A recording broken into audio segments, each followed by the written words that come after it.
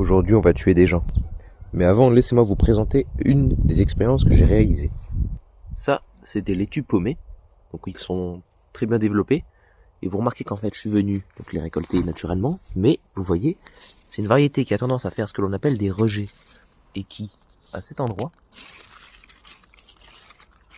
vous voyez, a fait un rejet ici. L'endroit de la découpe est ici. Il a fait des rejets, le plan. Il a fait des rejets et vous voyez qu'il y en a plusieurs par laitue. Là, il y en a 1, 2, 3, 4. Et vous remarquez ça sur chaque laitue. Et je l'ai fait il y a 2 semaines et vous remarquez qu'il y a de nouveau des petites laitues paumées qui se sont formées et que là, je peux venir récolter en fait.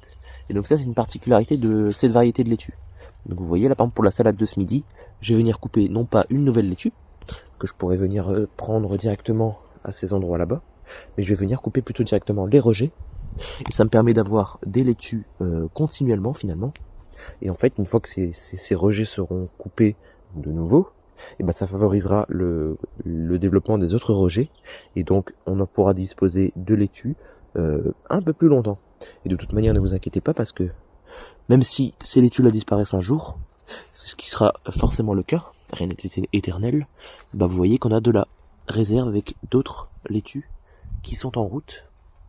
Alors par contre c'est pas la même variété, vous remarquez qu'on a ce qu'on appelle du mildiou, enfin, du botrytis plutôt, du botrytis de la laitue, donc ça vient avec les temps humides et chauds, et c'est vraiment préjudiciable pour les feuilles, c'est un dégât visuel, et donc voilà, c'est des feuilles qui sont un peu abîmées, mais l'avantage donc de ces rejets, c'est qu'ils sont également un peu plus en hauteur, et donc ont tendance à rester un peu plus secs. Vous voyez qu'on a eu de la pluie toute hier, et la feuille est sèche aujourd'hui, alors que une laitue paumée, et ben les feuilles du dessous, vous voyez, elles baignent dans l'eau.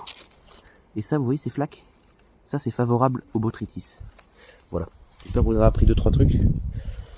Restez pragmatique et faites du jardinage. À bientôt.